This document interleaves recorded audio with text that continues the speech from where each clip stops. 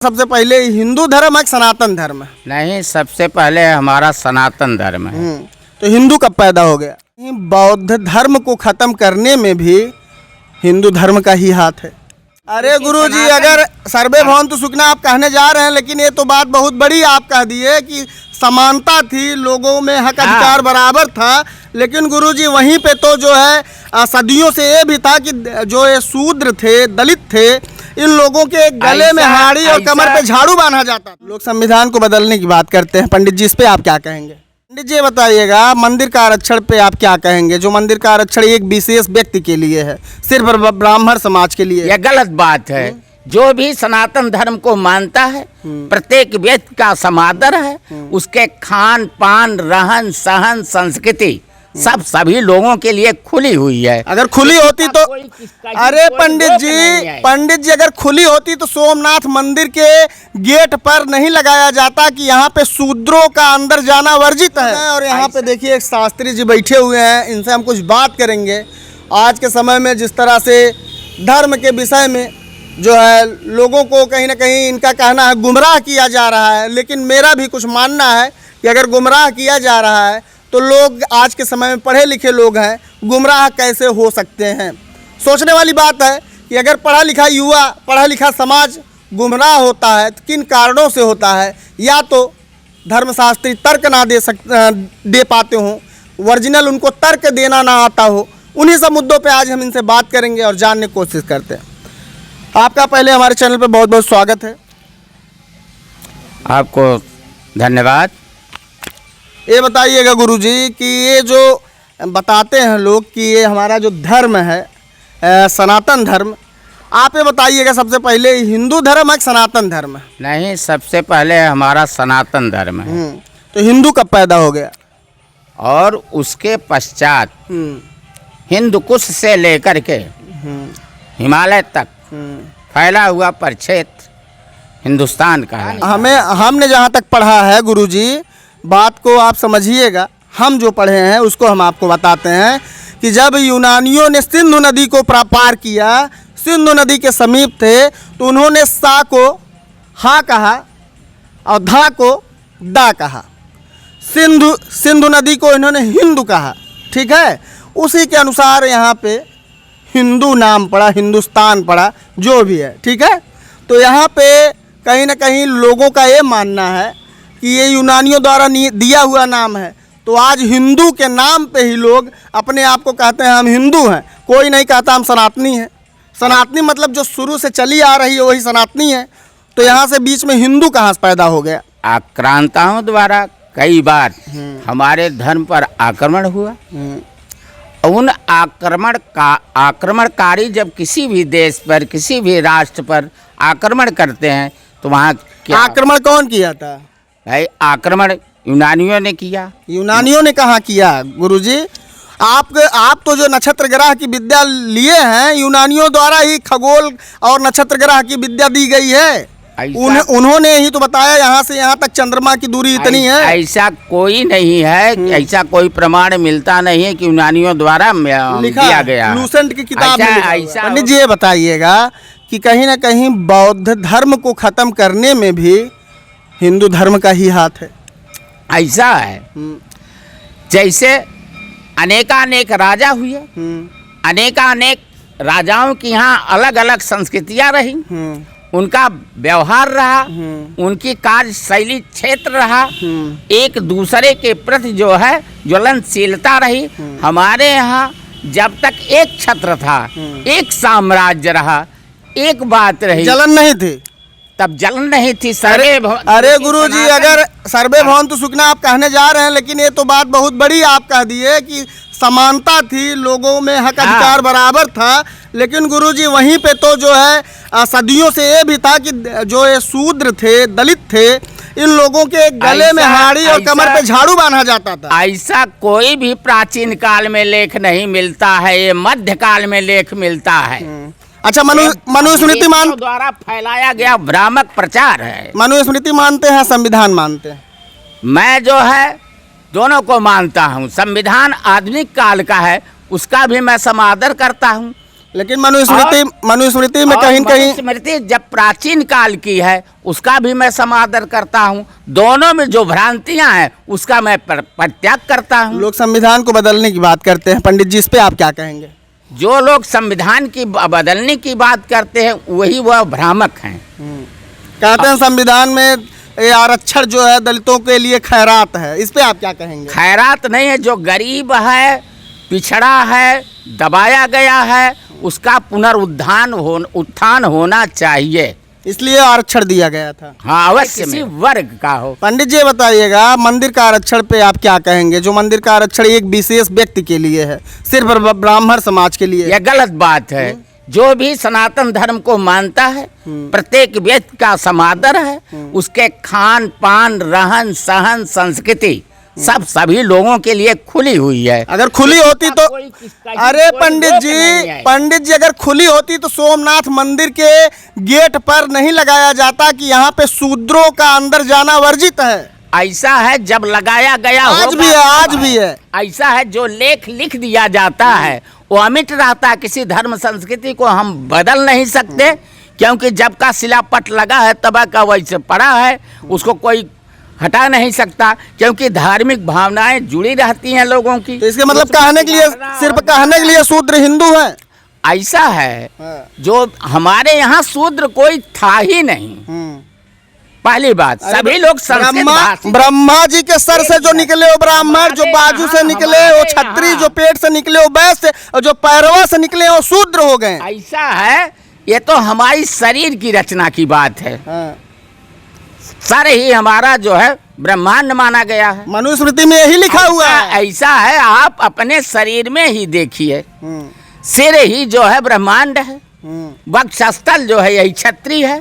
प्रत्येक व्यक्ति जो है क्षत्रिय, जब रजोगुण बढ़ता है तो क्षत्रिय तत्व आ जाता है, सतोगुण बढ़ता है तो ब्राह्मणत्व आ जाता है, और तमोगुण जब बढ़ता है तो राक्षसी प्रवृत्तियां आ जाती हैं, जो आजकल के हमारे यहाँ जो नाना प्रकार के भ्रांत के नेताओं के अंदर व्याप्त है।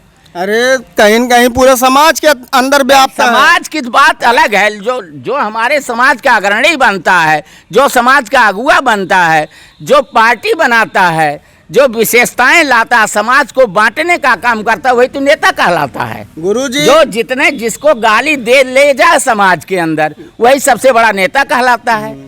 जो हमारा धर्म तो इतना प्राचीन है, इतना जो है लचीला है। कोई कहता है इसको उखाड़ फेंक दिया जाए, कोई कहता है इसे गर्त में डाल दिया जाए, कोई कहता है हिंदू विरोधी है या समाज विरोधी है, लेकिन सदियों से उसी प्रकार से वो विनम्र होकर के चलता चला आ रहा है। हमारा वेद कहता है, वेद में हमारे किसी का कोई भेद नहीं है। किस वेद की बात कर रहे हैं आप? आप जिस वेद की बात करिए। गौ हत्या की बात आज यहाँ पे होती है कि गौ हत्या हिंदू धर्म के खिलाफ है। देखिए, इस पे आप मतलब सीधा देखिए गुरुजी, एक नेता वाली छवि ना अपनाइए। नेता कहीं ना कहीं भाषण दे देता है, भाषण मत दीजिए ना, भाषण नहीं, मतलब सीधा शब्द जानना चाहते हैं। मैं आपसे सीधा पूछ रहा हूँ, आप मुझे सीधा उत्तर 4 लाइन में दीजिए। ये बताइए, हिंदू धर्म के अनुसार गौ हत्या पाप है? हाँ है कि नहीं है ना? तो ऋग्वेद में आप सर्च कर लीजिएगा, गूगल सर्च कर लीजिएगा, या फिर आपका जो वेद होगा उस पर सर्च कर लीजिएगा, आप उसमें लिखा आपको मिलेगा गौ मेध यज्ञ, यजा यज्ञ में मतलब यजा यज्ञ, ठीक है, नर मेध यज्ञ, ये सब यज्ञ आपको देखने को मिलेगा। उसमें आपको गौ की यज्ञ भी दी है। और आपसे बताते हैं, मेरी बात सुनिएगा पहले। उसमें गौ की बलि का वर्णन भी किया गया है। ऋग्वेद की मैं बात कर रहा हूँ, और मैं प्रमाण दे सकता हूँ। मैंने गूगल को कई बार खोल के सर्च भी किया है, और गूगल झूठ नहीं बोलेगा। ऐसा है, गो शब्द है क्या? गो शब्द क्या है? गौ आप कहते हैं, गो शब्द क्या है? देखिए, आप शास्त्री हैं, आप ही बताइए। अब देखिए, गो शब्द जो है नारियों से लिया गया है, और बल माने स्थिर करना। जब हम अपने नाड़ियों को स्थिर रखेंगे तो इधर उधर नहीं होगी। दान करना जब हमारी नाड़ी स्थिर हो जाएगी तो हम सर्व कल्याण की भाषा को समझेंगे और जन कल्याण के भाव को अपने में विहित करेंगे। जी, ये बताइएगा पंडित जी, एक सवाल और है। जैसे कि आपके प्रधानमंत्री, यशस्वी प्रधानमंत्री मोदी जी हैं, किसी देश में जाते हैं तो वहाँ पे बुद्ध की प्रतिमा देते हैं, कभी राम जी की प्रतिमा नहीं देते हैं, ठीक है। हाँ? बुद्ध जी की प्रतिमा देते हैं। यहाँ पे दिखाते हैं कि हमारा देश वो जो है बौद्धिस्ट है, और वो काफ़ी मोटी फंडिंग मिलती है देश में, आपको पता होना चाहिए, क्योंकि 62 कंट्री जो है बौद्धिस्ट है। हाँ? आपसे बताते हैं कि जब बुद्ध की आप प्रतिमा देते हैं, यहाँ पे जो बुद्ध को मानने वाले हैं सबसे ज़्यादा दलित समुदाय के लोग हैं, और आपसे बताते हैं उसी दलितों के ऊपर अत्याचार ज़्यादा है। बुद्ध उत्पन्न कहाँ से हुए हैं? लुम्बिनी उनका जन्मस्थल है। हाँ, लुम्बिनी उनका जन्मस्थल है। लुम्बिनी तब प्राचीन काल में हमारे भारतवर्ष का परिक्षेत्र था। बौद्ध का मतलब बौद्ध समय का कार्यकाल आपको कैसा लगा? जो शूद्रों के लिए जो ये ब्राह्मणवाद उस तरह से फैला हुआ था, एक मिनट गुरुजी, जो ब्राह्मणवाद फैला हुआ था कि शूद्रों के बस्तियों में नहीं जाना है, दलितों के बस्तियों में नहीं जाना है, और कहीं ना कहीं जब वो आए, यानी गौतम बुद्ध का आगमन हुआ जब भारत में, जम्बूद्वीप यानी जामुनों के पेड़ों से होते हुए वो आए, उन्हीं की वजह से आज जम्बूद्वीप कहा जाता है। अपने इस मतलब भारत को जम्बूद्वीप नाम से भी जाना जाता है। तो आप ये बताइएगा, जब यहाँ पे आए हो तो कहीं ना कहीं यहाँ पे लोगों का रुझान उनकी तरफ ज़्यादा हो गया, क्योंकि उन्होंने जब वहाँ दलित बस्तियों में जाना शुरू किया, शूद्रों की बस्तियों में जाना शुरू किया, तो लोगों को लगा कि एक महात्मा मेरे बस्ती में आ रहे हैं, और उनका विरोध भी, अपना ये ब्राह्मण समाज उनका विरोध करना शुरू कर दिया। हम तो शूद्र किसी को मानते ही नहीं। शूद्र जाति हैसियत हम किसी को नहीं मानते, क्योंकि यह हमारे यहाँ की भ्रांतियों में फैला हुआ यह विवाद है। जो भी शिष्ट है, शिक्षित है, सामाजिक है, धार्मिक है, अपने अपने धर्म पर जो चलता है, कोई भी व्यक्ति शूद्र है ही नहीं है। शूद्र उसको कहते हैं जो शूद्रवत कार्य करता हो। वह किसी भी जाति में हो सकता है, किसी भी धर्म में हो सकता है, किसी परिक्षेत्र में हो सकता है, किसी स्थान पे हो सकता है, चाहे भारत में हो या अन्य देश में हो। किसी जात में भी तो हो सकता है। हाँ, हो सकता है, हमने पहले में वो कह दिया। तो आप ये बताइए, जो ब्राह्मण दारू पी रहा है, हाँ, तो मांस मदिरा के योग्य नहीं है। हाँ, तो यही बात तो गोस्वामी जी ने लिखा है, जिसके लिए हमारे राजनेता जो आज के आधुनिक काल के हैं उसी पर भ्रांतियां फैला रहे हैं। इस पे आप क्या कहेंगे? जो ये लिखा हुआ है, अशूद्र पूजिए वेद प्रवीणा, ये बता दीजिए गुरुजी, ये जो लिखा हुआ है धर्म ग्रंथों में कि अगर मतलब शूद्र का पुत्र ज्ञानी है फिर भी पूजनीय नहीं है, लेकिन अगर ब्राह्मण का पुत्र पागल है फिर भी वो पूजनीय है, इस पे आप क्या कहेंगे? वहाँ जो है गुण की बात है। यद्यप वह पढ़ा लिखा ना हो, लेकिन सांगोपांगी हो, आचार विचार उसका उत्तम कोटि का हो, तो वह पूजा के योग्य है। अशूद्र उसको कहते हैं जो पढ़ा लिखा ब्राह्मण होते हुए एक हाथ में मांस का टुकड़ा लिया हो, एक हाथ में शराब की बोतल लिया हो, यद्यपि वह आचार्य हो, वेदज्ञ हो, फिर भी वह पूजा के योग्य नहीं है। अभी आपने कहा पंडित जी हम संविधान को मानते हैं, और संविधान में पहले ही लिखा हुआ 22 प्रतिज्ञाएं जो अम्बेडकर जी की थी, उसमें लिखा हुआ है साफ साफ कि मैं, सबसे पहला उनका प्रतिज्ञा है, मैं किसी ब्रह्मा विष्णु महेश को नहीं मानता हूँ। इस पे आप क्या कहेंगे? ऐसा है, उनका अपनी व्यक्तिगत राय रही, वो समाज की राय नहीं रही, न किसी से वो पूछे हैं। वह जब संविधान की रचना किए हैं तो किसी से समझे नहीं है, समाज में जाकर किसी से बात नहीं किया, उनका अपना व्यक्तिगत लेख है। बहुत बहुत धन्यवाद आपका। और आपसे बताते हैं, यहाँ पर ये शास्त्री जी थे, इनसे हमने बात किया, और आप कमेंट के माध्यम से बताइएगा इनके द्वारा जो विचार दिया गया आपको कितना प्रभावित किया और आपको किस तरह से प्रभावित किया। ये जो हमारे मन में इतने दिनों से सवाल थे, काफ़ी हम वीडियो लोगों के देखते थे और लोगों का कमेंट भी आता था कि एक बार धर्म को लेकर के किसी शास्त्री जी के पास जाइए और इस पे जो है तर्क करिए।